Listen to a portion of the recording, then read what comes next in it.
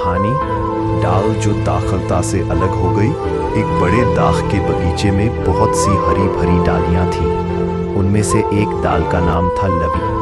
हर मौसम में लवी मीठे अंगूर देती थी, क्योंकि वह मुख्य दाखलता वाइन से जुड़ी हुई थी, जो उसे मिट्टी से जल और पोषण देती थी। एक दिन लवी ने सोचा, मैं अब मजबूत हूँ, मुझे दाखलता की जरूरत नहीं, मैं अपने आप फल ला सकती हूँ।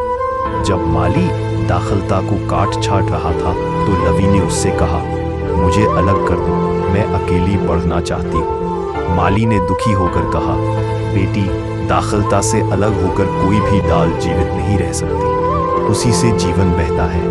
लेकिन लवी नहीं मानी। माली ने उसे धीरे से काटा और पास की मिट्टी में लगा दिया।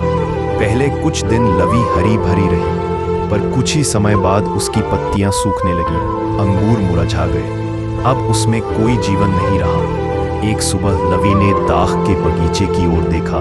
बाकी डालियां दाखलता से जुड़ी थीं, हरे भरे पत्तों से ढकी और मीठे फल दे रही थी। लवी को अपनी गलती समझ में आ गई। दाखलता से जुड़े बिना मैं कुछ भी नहीं कर सकती। दाखलता से जुड़े बिना मैं कुछ भी नहीं कर सकती, उसने दुखी होकर कहा।